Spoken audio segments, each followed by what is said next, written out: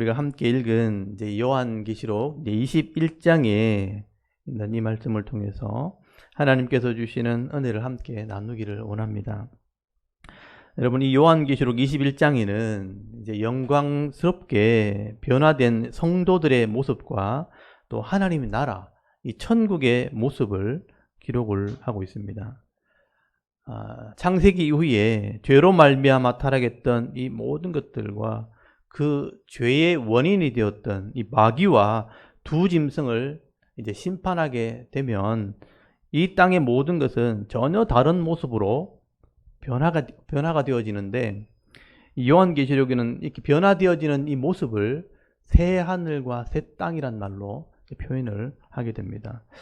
그래서 여러분, 요한계시록 21장 오늘 1절 말씀에 보시면 내가 새 하늘과 새 땅을 보니 처음 하늘과 처음 땅이 없어졌고 바다도 다시 있지 않더라, 이렇게 기록을 하고 있습니다. 이 말씀의 의미를 이제 잘 들어보셔야 됩니다. 여러분, 창조 이후에 타락한 땅과 이 하늘과 세상을 상징하는 이 전체를 바다라 이렇게 표현하거든요. 세상의 모든 것들을 한마디로 표현하면 보통 바다라 이렇게 표현합니다. 이런 바다는 다시 있지 않게 되었다. 이걸 더 정확하게 얘기하면 지나갔다. 이때가 계획되어 있는 것이 다 지나갔다, 그렇게 말을 하고 있습니다. 그리고 새 하늘과 새 땅이 되었다. 이건 완전하게 질적으로 다른 하늘과 다른 땅이 되었다, 그런 뜻입니다. 사실 이 새 하늘과 새 땅이란 이 말은 구약의 이미지에서 가져온 거예요. 이미 이스라엘 사람들은 이런 이미지를 다 알고 있습니다. 왜냐하면 구약에 기록이 되어 있으니까. 혹시 여러분, 이 새 하늘과 새 땅이라는 말이 구약 어디에 기록된지 아십니까? 성경을 이렇게 전체적으로 보다 보면요, 이게 이제 연결이 되는 거예요. 여러분, 이사야서 65장에 보면 이 말이 기록되어 있습니다. 그래서 이런 내용이 구약에 있다는 걸 모르는 사람들이 굉장히 많죠.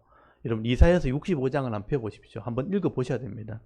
이미 이사야 선지자를 통해서 구약에 있는 이스라엘 백성들에게는 하나님의 나라가 준비되어 있다는 것을 희미하게나마 기록을 해주신 겁니다. 그래서 이사야 65장 거기 17절 한번 펴보십시오. 65장 17절 보시면,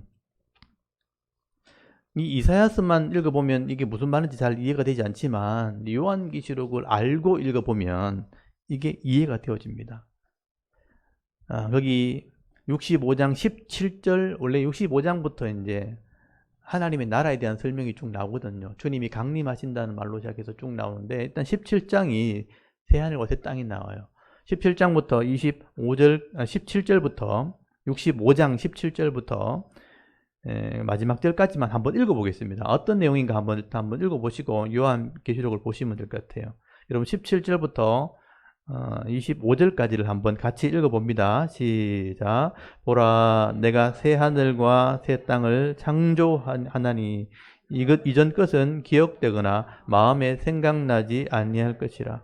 너희는 내가 창조하는 것으로 말미암아 영원히 기뻐하며 즐거워할지니라. 보라, 내가 예루살렘을 즐거운 성으로 창조하며 그 백성을 기쁨으로 삼고 내가 예루살렘을 즐거워하며 나의 백성을 기뻐하리니 우는 소리와 부르짖는 소리가 그 가운데서 다시는 들리지 아니할 것이며 거기는 날수가 많지 못하여 죽는 어린이와 수완이 차지 못한 노인이 다시는 없을 것이라. 곧 100세에 죽은 자를 젊은이라 하겠고 100세가 못되어 죽는 자는 저주받은 자이리라.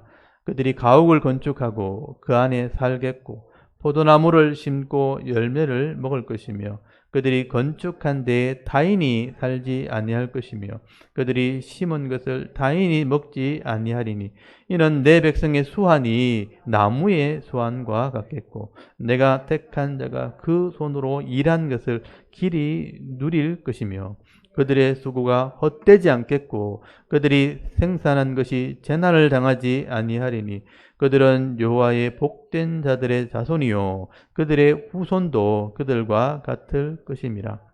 그들이 부르기 전에 내가 응답하겠고 그들이 말을 마치기 전에 내가 들을 것이며 이리와 어린 양이 함께 먹을 것이며 사자가 소처럼 짚을 먹을 것이며 뱀은 흙을 양식으로 삼을 것이니 나의 성산에는 해함도 없겠고 상함도 없으리라 여호와께서 말씀하시니라. 아멘. 읽어보시면 좀 알 것 같기도 하고 모를 것 같기도 하고 그렇죠. 이 당시, 이때는 이스라엘이 멸망하기 직전이에요. 이런 내용과 아무 상관없는 내용이에요. 그 당시 역사상으로는. 근데 하나님께서 이사야를 통해서 이사야가 본 새 하늘과 새 땅을 미리 보여주는 거예요. 이렇게 하나님 준비해놨다. 아마 이사야 선지자 당시에 이런 천국의 모습을 봤다면 명확하게 보지를 못했을 겁니다. 아마 희미하게 봤을 건데 그 당시 상황 속에서 새 하늘과 새 땅을 이런 식으로 설명을 할 수밖에 없었을 겁니다. 그리고 하나님께서는요, 이 이사야 선지자를 통해서 이런 새 하늘과 새 땅의 모습을 역사 속에 지금 기록해 놓은 거예요. 내가 준비해 놨다. 그리고 역사 속에 이것이 이루어질 것이라. 그래서 나중에 이루어졌을 때 이런 역사와 성경을 보면서 이것을 확인하라고 기록해 놓은 것입니다. 그래서 이런 이미지를 요한이 새롭게 본 것이죠. 요한은 더 명확하게 이것을 보게 된 것입니다. 그래서 이제 이 요한이 보았던 이제 요한계시로 돌아오면 이 새 하늘과 새 땅은 이스라엘의 이미지를 가지고 설명을 하게 되는 것이죠. 여기 새 하늘과 새 땅 할 때 새롭게 되었다라는 의미는 전혀 질적으로 다른 것으로 또는 더 좋은 것으로 변화되었다라는 의미입니다. 그래서 여러분 5절에 보면 오늘 요한계시록 21장 5절에 이 부연 설명을 해놨어요.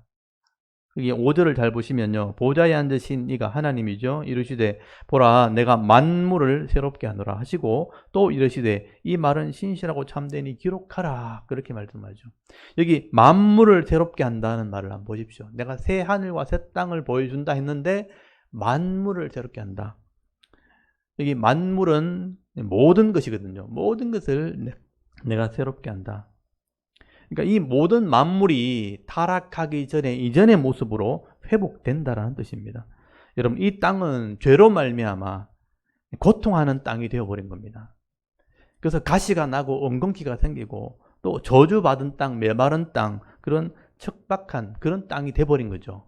원래 죄를 짓기 전에는 그렇지 않았어요. 죄가 들어오고부터 이런 척박한 땅이 되었고 원래는 저절로 양식을 내는 땅이었는데 이제는 땅을 갈고 수고해야 고통을 해야 먹고 살 수 있는 그런 고통의 땅이 된 겁니다. 근데 이제 모든 이런 죄에 대한 심판이 다 끝나고 나면 죄 문제가 해결되고 나면 처음 에덴 동산에 이런 아름다움을 회복하는 땅, 이제 부족함이 없고 또 풍성한 땅으로 회복되어진다. 그걸 새롭게 되었다라고 말씀을 하는 겁니다. 그래서 이 회복되었다. 그러니까 원래대로 돌아갔다. 원래대로 회복되었다라는 개념이 사실은 천국에 대한 개념 중에 굉장히 중요한 개념입니다. 우리가 보통 천국이라 그러면 전혀 다른 세계가 따로 있을 거라고 생각하거든요. 그렇지 않다는 거예요. 성경에서 말하는 천국에 대한 개념은 원래대로 돌아가는 겁니다. 원래대로 완전한 모습으로 회복된다고 설명하는 거예요. 이게 우리 교회 성도들이 잘 모르는 개념 중에 하나입니다. 그래서 이걸 학문적으로 표현할 때 갱신설이라고 말하는 거예요. 원래대로 회복되었다. 이 갱신설의 반대가 소멸설이에요.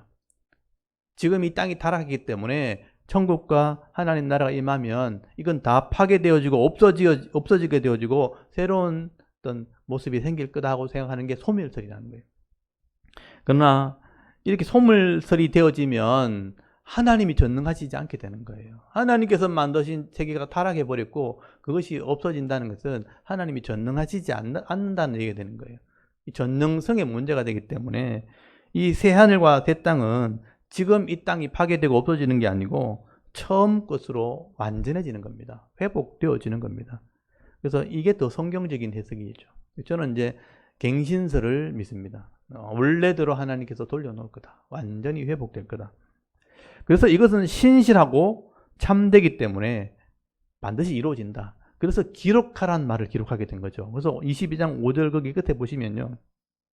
그렇게 돼 있죠.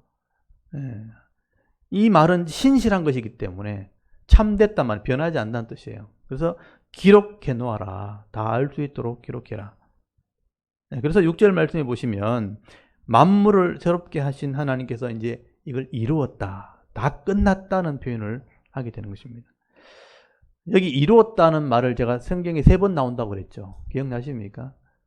예수님께서 이 땅에 오셔서 십자가의 죽으심으로 죄 문제를 해결했을 때 다 이루었다. 이렇게 말씀하셨고요. 그리고 7째 대접을 땅에 쏟으면서 사탄에게 이 마지막 심판을 할 때 됐다 그랬거든요. 됐다 그랬고 마지막에 모든 만물이 완전히 이제 새롭게 될 때 사탄도 심판받고 도짐승도 심판받고 불신자도 심판받고 난 뒤에 완전히 새롭게 되었을 때 이제 다 끝났거든요. 그래서 이루었다라고 기록을 한 거예요. 이루었다. 다 끝났다는 얘기죠. 이게 바로 하나님의 구원 계획이었다는 겁니다. 그래서 6절을 잘 보시면요. 이런 선포가 나오죠. 나는 알파와 오메가다. 내가 처음이고 내가 마지막이다. 이 말이요. 쉬운 것 같죠? 누가 이런 말을 감히 할 수 있겠습니까? 내가 역사를 시작했고 내가 역사를 종결한다. 여러분, 사람이 그런 말을 할 수 있겠습니까? 이 땅을 창조하신 창조주 하나님 외에는요, 이런 말을 할 수 없습니다. 창조주 하나님만이 이 땅을 시작할 수 있고요. 그리고 시간 밖에서, 창조 세계 밖에서 이것을 이루셨기 때문에 내가 마지막을 끝냈다라고도 이야기할 수 있는 것입니다. 하나님께서 시작하셨고 하나님께서 구원 계획을 역사 가운데 이루셨고 그리고 이제는 마지막을 내가 끝냈기 때문에 원래 영원했던 나라로 다시 돌아간다. 회복된다라는 말을 기록하게 되는 것입니다. 여러분, 성경에서 말하는 이 영원한 하나님 나라, 이 천국은요, 이 땅이 죄가 없는 이 원래 모습으로 돌아가기 때문에 이제는 완전하게 새롭게 되어졌다라고 말씀을 하게 되는 겁니다. 이게 새 하늘과 새 땅의 개념이에요. 여러분이 알고 있는 개념과 좀 다르죠? 처음 시작했던 분이 끝을 냈기 때문에 원래대로 돌아갔다. 그렇게 말씀하는 거죠. 그래서 우리의 몸도 이 영원히 사는 몸으로 변화되는 거예요. 부활의 몸으로 변화되는 것이고요. 하늘과 땅도 새로워지고요. 또 만물, 모든 것도 새로워지고요. 지금과 같이 이런 유한한 세계가 아니고 제한이 되어 있는 그런 세계가 아니고 이제는 영원히 사는 것으로 다 새로워지는 거예요. 그게 천국이고 바로 하나님 나라라고 말씀을 하게 되는 것입니다. 우리가 이제 보통 천국에 갔다 왔다 하면서 무슨 간증을 하시는 분들 얘기를 많이 들어보신 분도 있을 거예요. 내가 천국 갔다, 보고 갔다, 책을 쓰시는 분도 있습니다. 근데 그런 내용을 들어보면요, 사람들이 흥미를 끌려고 하는 그런 내용들이에요. 이 땅에 있는 모습 가지고 설명하는 거죠. 그거는 그 사람들의 머릿속에서 나온 이야기일 수 있어요. 이 땅에 있는 것으로 설명이 될 수 있는 것이 아니라는 거죠. 사실 성경이 말하는 천국의 모습은 아닌 겁니다. 그렇기 때문에 우리가 이 사람들의 머릿속에서, 생각 속에서 나온 이런 하나님 나라를 생각할 것이 아니라 성경에서 말하는 천국이 어떤 것인지를 생각하셔야 돼요. 성경에서 말한 이 하나님 나라는 어떤 것인가, 이런 분명한 지식, 또 바른 믿음과 바른 신앙을 여러분 가질 수 있는 그런 성도들이 될 수 있기를 바랍니다. 그리고 이 더 자세한 것은 이제 22장에 기록되어 있어요. 이 천국에 대한 모습은. 그래서 제가 다음 주에 이 말씀을 나눌 때 더 천국의 모습은 좀 더 설명을 드릴 거고요. 그리고 2절 말씀에 보시면 이 천국에 들어가는 성도들의 모습이 제일 먼저 설명이 돼요. 오늘 21장의 주제는 성도들의 모습이에요. 이 천국에 들어가는 성도는 어떤 모습인가? 2절을 한번 보십시오. 또 내가 보매 귀한 거룩한 성 새 예루살렘이 하나님께로부터 하늘에서 내려오니 그 준비한 것이 신부가 남편을 위하여 단장한 것 같더라 라고 말씀을 합니다. 여러분, 이 요한이 하늘에서 내려오는 이런 거룩한 성 예루살렘을 봤다. 이건 도시거든, 도시, 성읍. 거룩한 성인데 예루살렘 성을 봤다. 근데 그 모습이 결혼한 신부가 남편을 위해서 막 치장하고 단장하는 그런 모습 같다. 이 말은 최고의 아름다움이라는 뜻이에요. 여러분, 이 여자가 일생에 한번 결혼을 할 때 있는 것 없는 것 다 부리거든요. 있는 돈 없는 돈 다 내가지고 제일 좋은 옷을 이렇게 사거나 맞춰갈 수 있고 할 수 있는 건 다 달고 머리를 할 때까지 다 뽕을 세우고 이렇게 하는 거예요. 왜냐하면 가장 아름다운 모습이니까. 신부의 모습이라는 의미가 뭐냐면요, 가장 아름다운 모습이라는 뜻이에요.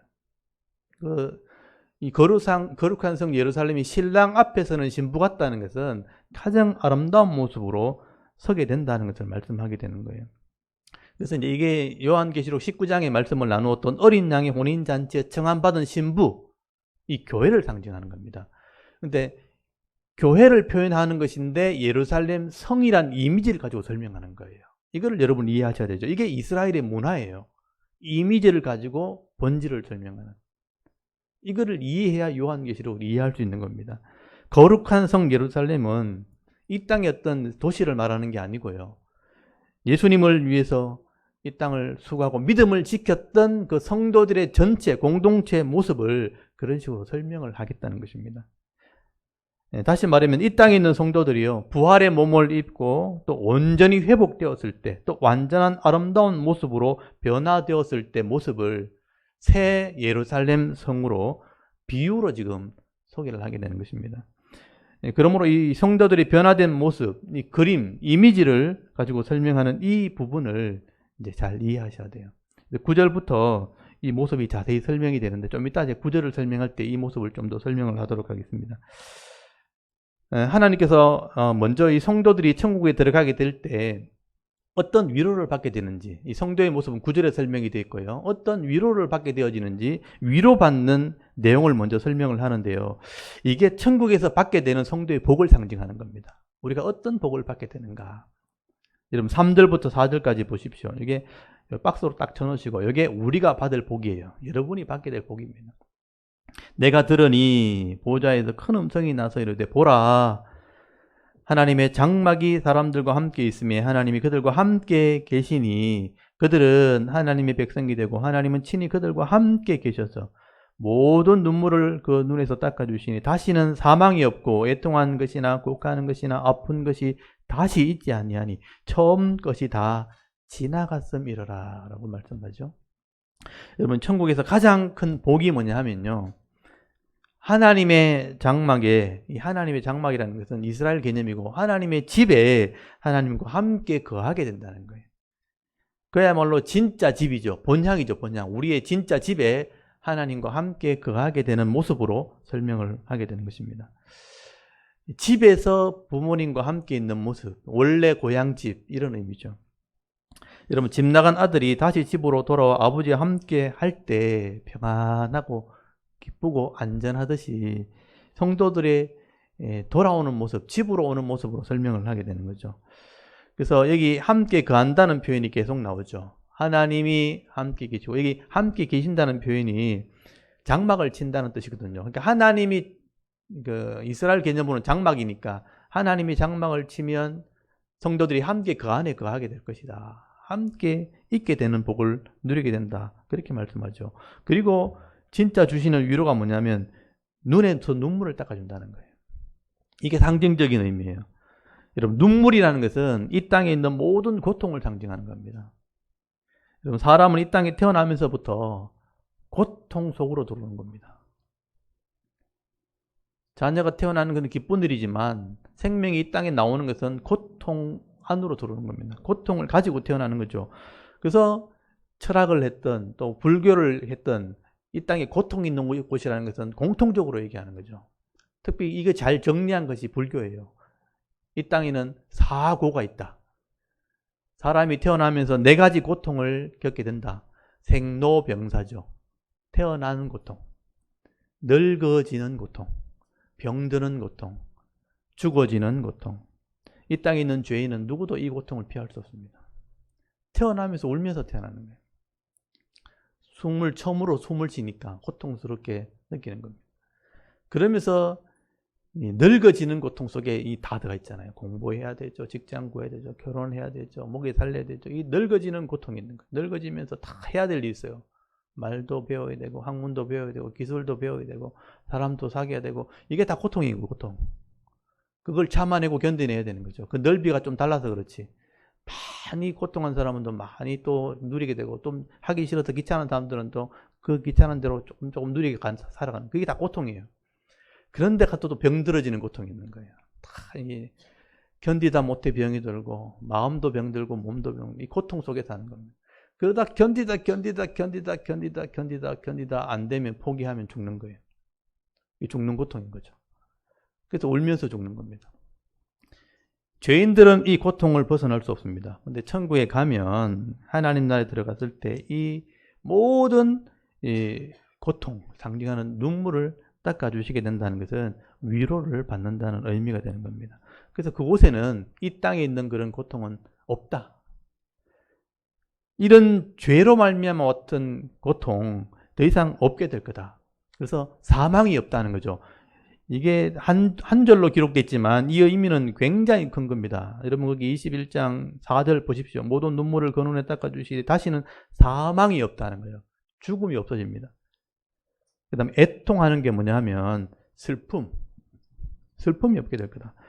그리고 여기 곡하는 것은 뭐냐 하면 소리 지르는, 내가 괴로울 때 막 소리 지르는, 힘들 때 막 소리 지르는 거, 절규하는 게 없다는 거예요. 지금도 뭐 이렇게 대우조선에서 뭐 이렇게 데모하고 소리치고 하잖아요. 그런 게 없습니다. 불합리하냐 불평등이 없는 거예요. 나한테 왜 그래? 이게 없다는 거예요. 고통이 없습니다. 소리 지르는 게 없습니다.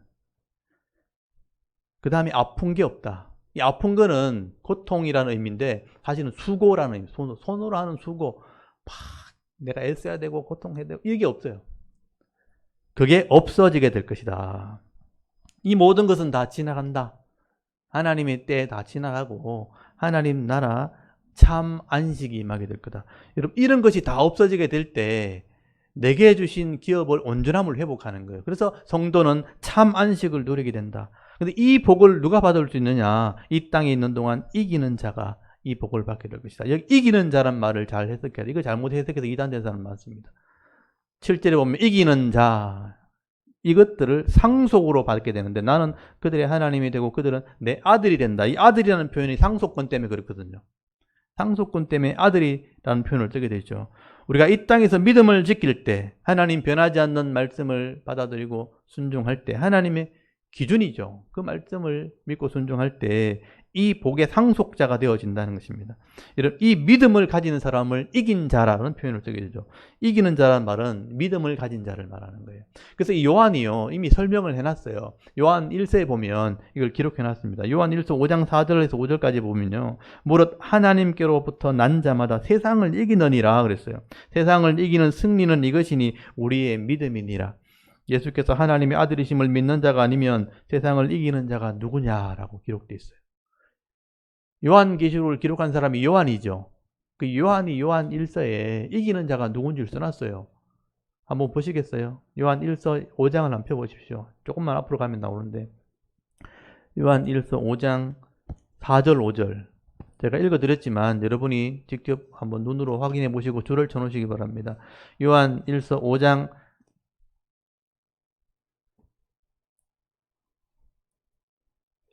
1절부터 읽으면 제일 좋은데 그럼 자꾸 시간이 가니까 핵심만 제가 같이 읽겠습니다. 4절 5절을 같이 읽겠습니다. 시작. 무릇 하나님께로부터 난 자마다 세상을 이기느니라. 세상을 이기는 승리는 이것이니 우리의 믿음이니라. 예수께서 하나님의 아들이심을 믿는 자가 아니면 세상을 이기는 자가 누구냐 이렇게 써놨죠. 세상을 이기는 사람은 하나님 으로부터 난 자인데 바로 예수를 믿는 자입니다. 예수님이 하나님의 아들이심을 믿는 자가 아니면 이기는 자가 누구겠느냐? 예수님이 하나님의 아들이심을 믿는 자죠. 그 믿음을 가진 사람이 결국은 세상을 이긴다. 한마디로 표현되어 있지만 사실은 성경의 내용을 믿는 것을 의미하게 되는 것이죠. 그래서 여러분 내가 힘이 있고 능력이 있어서 이 세상에서 이기는 게 아닙니다. 하나님을 믿는 믿음이 있기 때문에 내가 이기는 겁니다. 내가 어떤 완벽해서가 아니라 내게 주시는 말씀이 완벽하기 때문이에요. 말씀이 완벽하기 때문에 이 말씀대로 순종하려고 하면 성령께서 오셔서 이 말씀을 깨닫게 하시고 행하게 하시는 것입니다. 그래서 우리를 이끌어 가시는 거죠. 끌고 가시는 겁니다. 이 성도의 견인이라고 그러죠. 말씀을 내가 붙들고 있으면 성령께서 이 말씀을 깨닫게 하셔서 나를 끌고 가는 겁니다. 그래서 인도해 가시는 겁니다. 그러므로 저와 여러분이 살아있는 동안 이 말씀을 바로 알려고 애를 쓰는 거예요. 그게 믿음이죠. 아는 만큼 누리게 되는 것입니다. 하나님 말씀을 알려고 애를 쓰게 되면 하나님께서 이 말씀에 약속하신 능력을 우리에게 주실 줄 믿습니다. 이게 우리의 능력이죠. 이 말씀을 아는 걸 여러분 참 별로 대수롭지 않게 생각하는데, 여러분 말씀 외에 붙들 수 있는 게 이 세상에 뭐가 있습니까? 여러분 돈을 붙들겠어요? 여러분 부모님 끝까지 붙들고 있을 겁니까? 아니면 세상의 능력, 권세를 붙들고 있습니까? 공직에 올라간다고 다 됩니까? 4년이면 끝납니다. 새 정권이 바뀌면 또 끝납니다. 그러니까 변하지 않는 말씀이 결국 나를 이기게 하는 거죠. 그 능력이 나를 이기게 한다. 그게 이기는 자라고 말씀을 하게 되는 겁니다. 그리고 그럼 8절에 보시면요, 이런 천국에 들어올 수 없는 자가 있다고 또 말씀을 하게 되죠. 8절 잘 보시면요, 그러나 두려워하는 자들과 믿지 않는 자들과 흉악한 자들과 살인하는 자들과 음행하는 자들과 점수가들과 우상숭배자들과 거짓말하는 자들은 불과 유황으로 타는 못에 던져지리니 이것이 둘째 사망이라 라고 말씀을 하게 됩니다. 여러분 여기 나오는 이 내용들은 불신자에게 하는 말이죠. 하나님의 존재를 믿지 않는 거예요. 또 하나님 말씀을 신뢰하지 못하기 때문에 예수님의 십자가도 믿지 않습니다. 믿어지지가 않는 거죠. 믿지 않습니다. 그러니 이 불신자의 삶은요, 두려운 거예요. 겉으로는 당당한 것 같은데 붙잡을 게 아무것도 없는 거예요. 사실은요. 몸은 늙어지고 시간은 가는데 아무것도 없어요. 그러니까 불안한 거예요. 그 두려움이 있는 겁니다. 두려워하고 또 믿지 않으니까 이 땅에서 죄를 짓게 되는 거예요. 죄를 짓게 되니까 흉악하게 되는 거예요. 사람을 심지어 죽이고 음행을 하고 신적인 능력을 가지려니까 무당을 찾아가는 거죠. 거기 능력이 있다 하니까 속이는 거지만 무당을 찾아가서 우상을 찾아가서 거기 절하고 섬기는 겁니다. 결과적으로는 얻지를 못해요. 그러니까 거짓말을 하는 거죠. 나를 속인다는 뜻이에요. 나를 속이고 남도 속이는 겁니다. 결국 자기한테 속아서 결국 망하는 거예요. 이 거짓말하는 자가 그런 의미예요. 진짜는 믿지 않은데 믿어지지 않으니까 속이면서 사는 거예요. 철판을 깔고 사는 겁니다. 결국은 심판을 받게 되는 거죠. 그래서 불과 유황 있는 못, 불못에 들어가게 된다는 겁니다.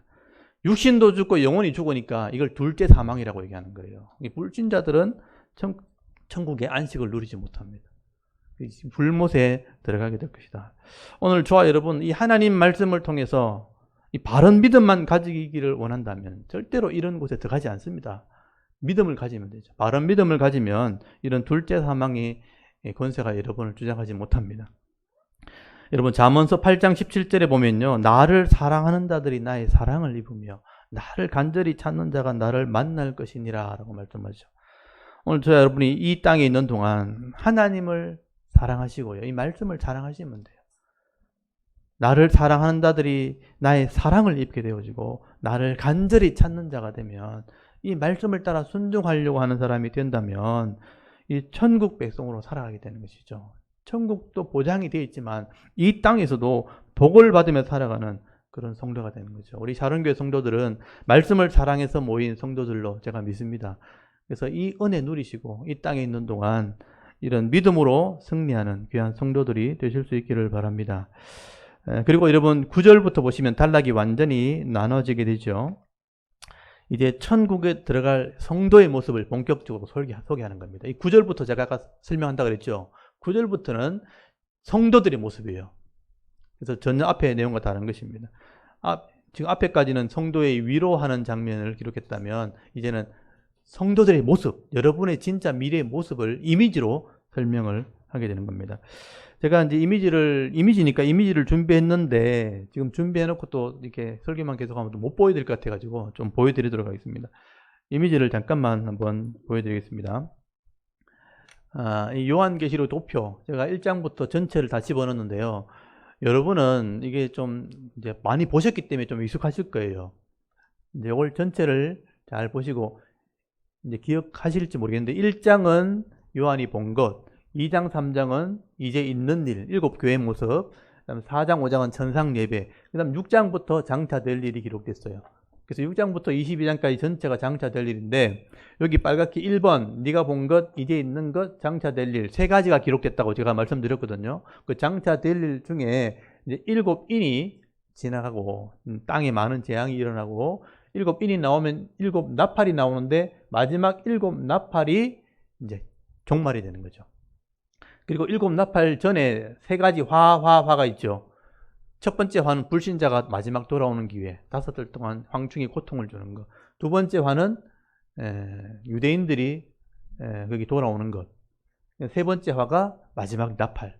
이렇게 해서 세상이 끝난다고 그랬어요. 그러니까 11장에서 사실은 세상이 끝나는 것을 설명하는 거죠. 요한계시록 전체가 22장이죠. 절반이면 11장이죠. 절반이면 요한계시록은 끝나요. 근데 12장부터 설명되는 것은 설명이에요, 설명. 왜 이런 일이 벌어지게 됐는가? 이때부터는 둘로 나눠지니까 위에는 들림받은 성도, 밑에는 불신자의 심판이 있는데 이게 한 번에 끝나거든요. 근데 왜 이런 일이 벌어지는가를 15장에서는 이제 들림받은 성도의 어린 양의 노래가 나오고 16장에서는 밑에 불심판 7대접이 쏟아지게 되는데 한 번에 끝나는데 왜 이런 일이 벌어졌는가 12장부터 14장까지 역사적인 설명이에요. 그래서 그림을 통해서 설명하고 17장, 18장은 불신자가 왜 심판받은지 설명하는 거죠. 그리고 19장부터가 정리예요. 19장엔 어린 양의 혼인잔치, 밑에는 불신자들의 세대의 잔치, 그리고 두 짐승이 잡히고 여기 새와 두 짐승, 사탄과 그 왕들과 그 거짓 선지자, 그리고 20장은 주동자가 잡히는 거니까 따로 떼놨다 그랬어요. 그래서 19장, 20장은 전체를 정리한 거예요.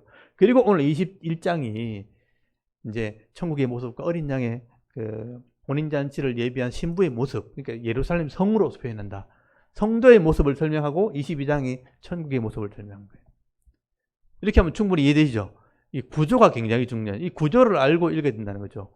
이걸 이제 이미지로 보여주면, 이게 오늘 한번 찍어주시면, 이제 7째 나팔이 불려지는 게 11장 15절이에요. 여기서 모든 게 나눠지는 거예요. 이제 이미지로 보여주면 그렇습니다. 실제 15장에서는 성도가 들림받고 16장에서는 7대 집이 쏟아져요. 그래서 어린 양의 노래를 부르고 여기는 재앙이 한 번에 그냥 임하는 거죠. 그리고 12장부터 14장까지 설명장이라고 그랬어요.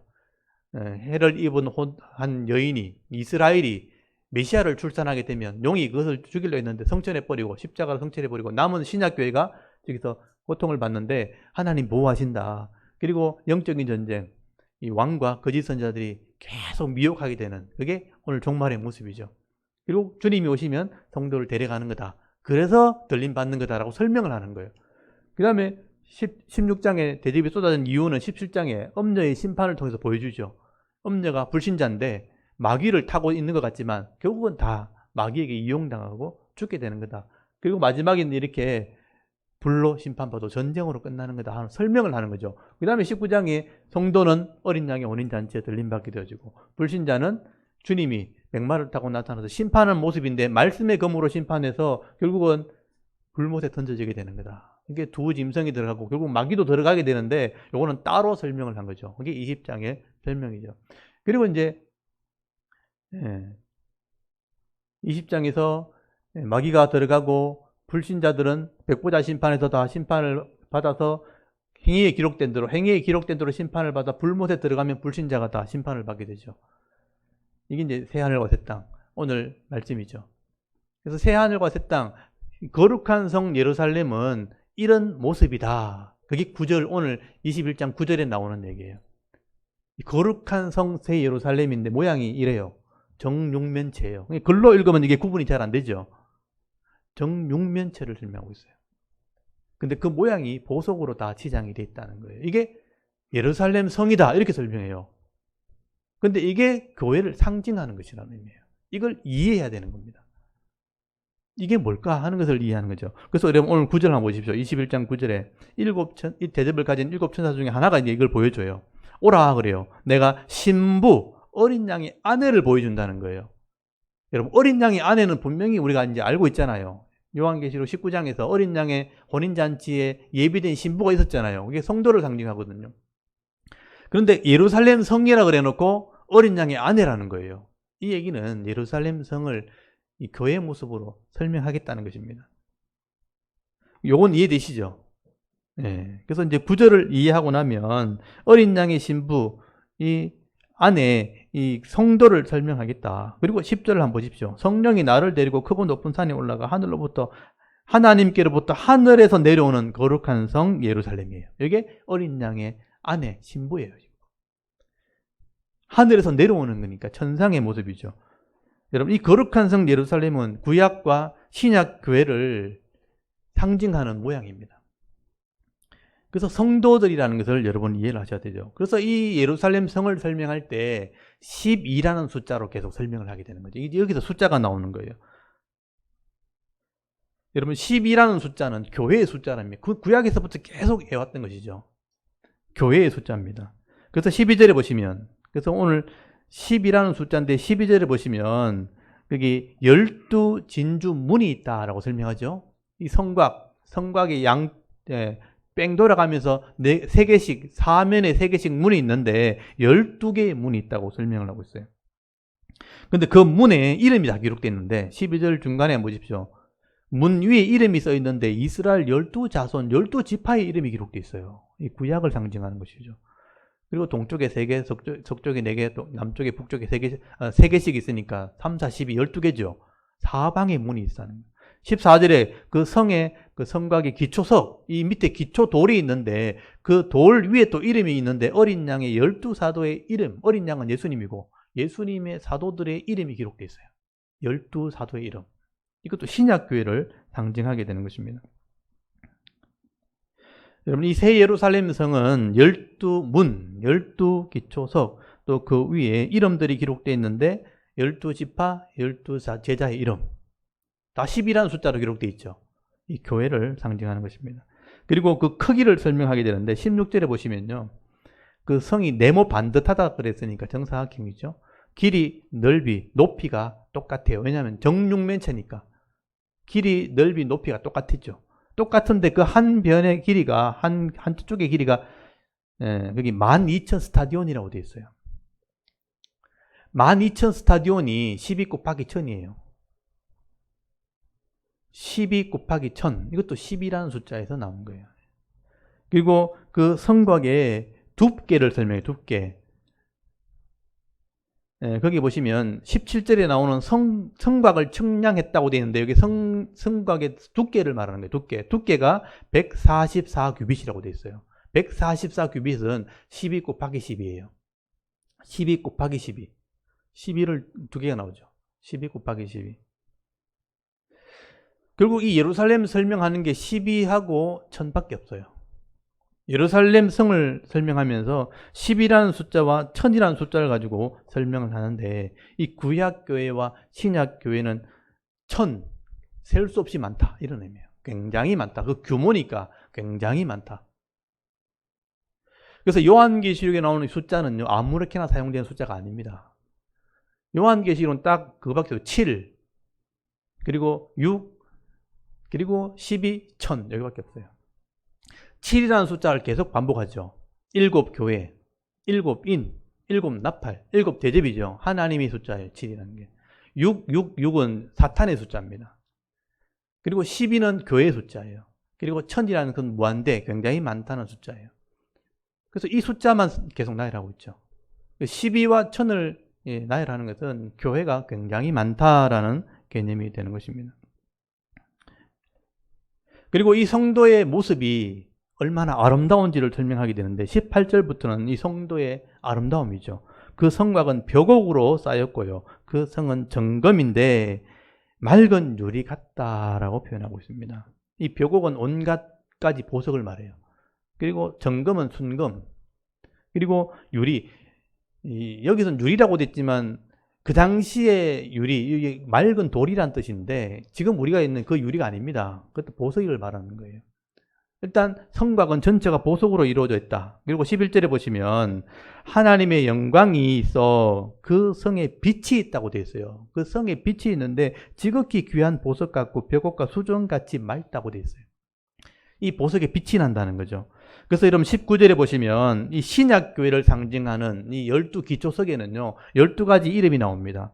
벽옥, 남보석, 옥석, 옥수, 녹보석, 홍만호, 홍보석, 황옥, 노곡, 그 다음에 담황옥, 비치옥, 또 청옥, 자수정. 12가지 보석 이름이 나와요. 여러분이 알고 있는 게 뭐 있어요? 이 12가지 중에. 저는 자수정은 알아요. 다른 건 모르겠어요. 이게 뭐냐면 각각이 다 다른데 다 아름다운 거예요. 이방을 상징하는 거예요. 각각 다른데 다 가치가 있어요. 다 아름다워요. 다 빛을 내는 거예요. 근데 21절에 보면 구약을 상징하는 12지파는 12진주로 표현되어 있죠. 12문이 있는데 그게 다 진주예요. 진주. 진주는 오늘날의 다이아몬드와 같은 거예요. 그 당시에는. 가장 귀한 보석을 상징하는 거예요. 근데 이거는 전통적인 보석이죠. 진주. 그때나 옛날이나 지금이나 진주는 똑같죠. 그러니까 이 이스라엘은 하나로 표현되어 있어요. 진주로 표현되어 있고 이방은 각각 보석으로 표현되어 있어요. 근데 다 아름답고 다 빛이 나는 모습으로 설명이 되는 거죠. 이게 교회의 모습입니다. 여러분, 이것은 성도의 아름다운 모습을 표현하는 것입니다. 성경에서 나오는 이런 보석이라는 표현은요, 하나님한테 표현할 때 원래 보석을 썼어요. 그리고 창세기에 이 에덴 동산이 창조될 때 첫 창조 에덴 동산이 보석으로 표현되어 있어요. 여러분 창세기를 대충 보셨지만 이 창세기는 보석으로 표현되어 있습니다. 창세기 2장 11절 12절에 보면 에덴 동산에 순금과 비델리엄, 진주와 호마노가 있었다라고 표현되어 있어요. 첫 에덴 동산은 보석으로 설명이 되어 있어요. 그리고 하나님을 설명할 때 보석으로 설명하죠. 근데 여러분 이 성도들이 이런 보석으로 표현된 것은 하나님의 영광을 누린다는 의미가 되는 거예요. 지금 우리 교회 모습을 한번 보십시오. 지금 우리 교회 모습은 초라하죠. 그리고 약해 보이고 세상에서 조롱당하는 그런 모습입니다. 그런데 천상에 있는 이 승리한 교회 모습은 우리 처음 원래 모습으로 회복한 거예요. 그래서 처음처럼 완벽한 아름다움, 이 하나님의 영광을 누리는 존재라는 것을 지금 말씀을 하게 되는 겁니다. 그러므로 여러분 이 땅에 지금 우리 살아가는 동안 우리가 어떤 교회를 섬기든 또 지금 교회의 모습 보면서 여러분 실망하지는 마십시오. 지금은 우리 인간이 모인 그냥 모임일 뿐이죠. 그런 인간적인 모임, 약한 것밖에 없죠.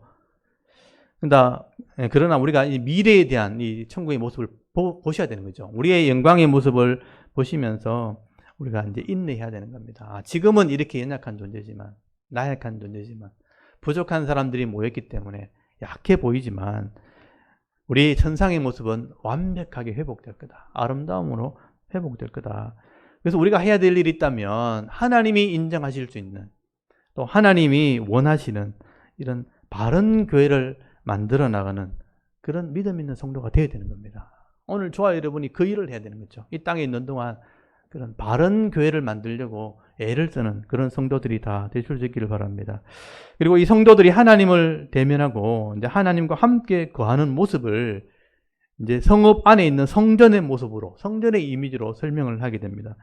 여러분, 원래 이 예루살렘 이 성의 구조상 그 안에 성전이 있도록 돼 있죠. 이거는 구약을 아는 사람이라면 다 알고 있는 거죠.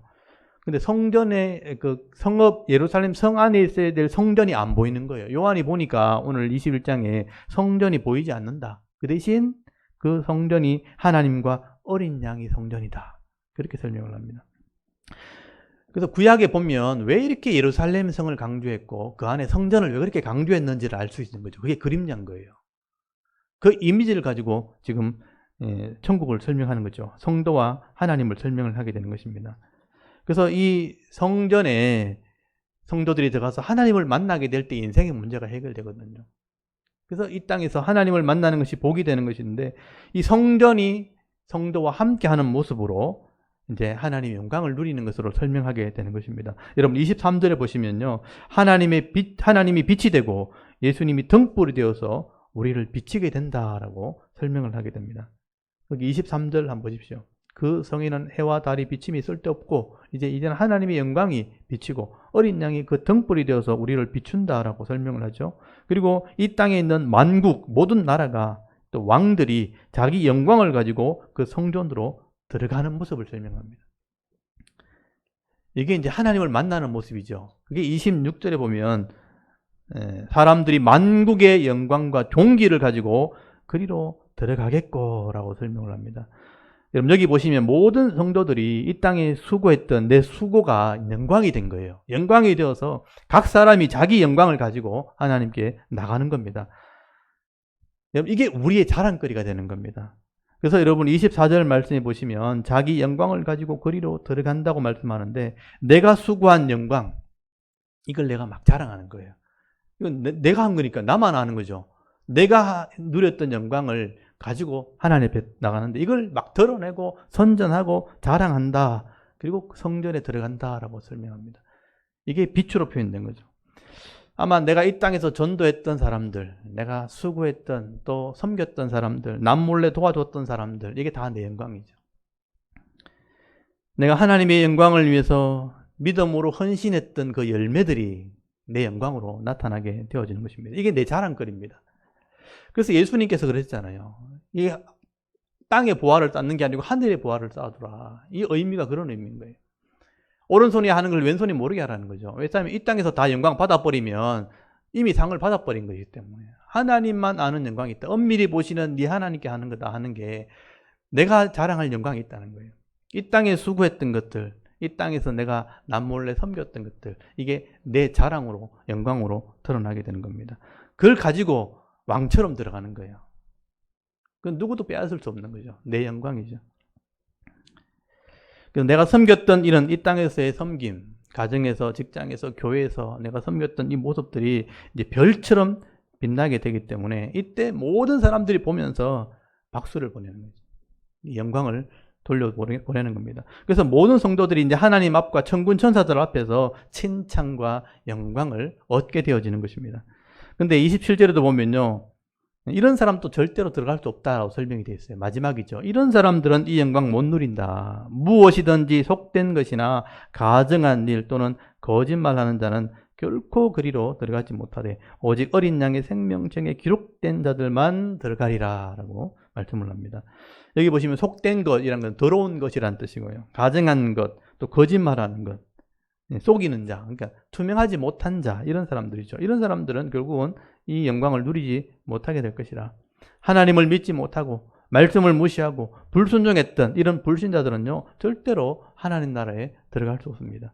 오직 어린 양의 책에 그 이름이 기록된 자들, 예수 그리스도를 믿은 자들, 예수의 피로 속죄함을 받은 사람들, 하나님의 자녀된 자들만 이 거룩한 성에 들어갈 수 있게 되고요. 하나님의 영광을 누리게 될 것이라.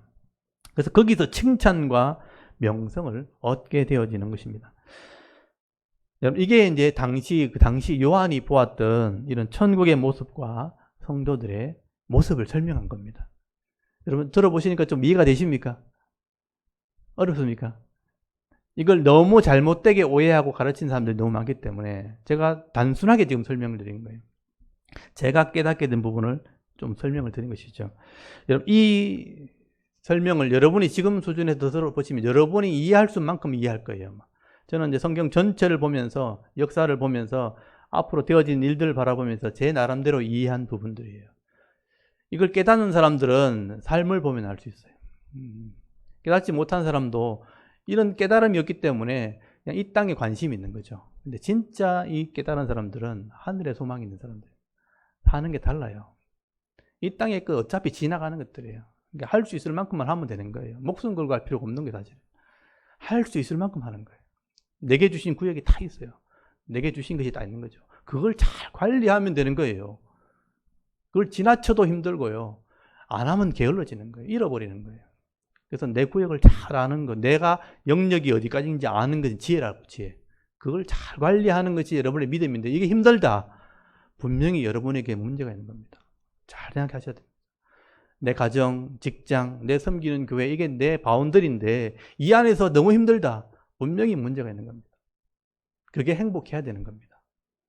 그러니까 하늘의 소망과 내 사명을 분명한 사람들은 이게 자연스러워야 되는 거예요. 그게 행복한 것이 성도여야 되는 것입니다.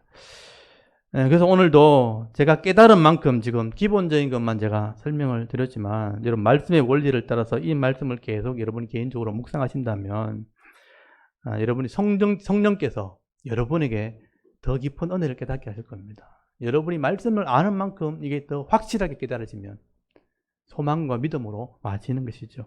여러분 이 땅에 힘들 때마다 지금 요한계시록 21장을 묵상해 보시기 바랍니다. 이게 보이면 소망이 생깁니다. 힘이 생기는 거죠. 이 천국에 대한 소망을 가지고 믿음으로 여러분 한 걸음 한 걸음 멀리도 보지 마시고 한 걸음 한 걸음 여러분의 삶을 살아가실 수 있길 바랍니다. 오늘도 요한계시록 21장의 이 말씀을 마음에 잘 새기시고요. 또 이 땅에서 좀 부족한 것도 있고 또 힘든 일도 있지만 이 마지막 이 승리의 모습, 이 영광의 모습을 소망함으로 각자에게 주신 이 가정과 직장에서 또 삶의 현장에서 내게 주신 사명 감당할 때 인내로서 여러분 승리하시고 믿음으로서 모든 것을 넉넉히 이기는 삶을 살아갈 수 있는 저와 여러분의 이런 영적인 삶의 모습이 되실 수 있기를 주의 이름으로 축원합니다. 아멘. 우리 잠깐 기도드리겠습니다. 하나님 은혜를 참 감사합니다. 오늘도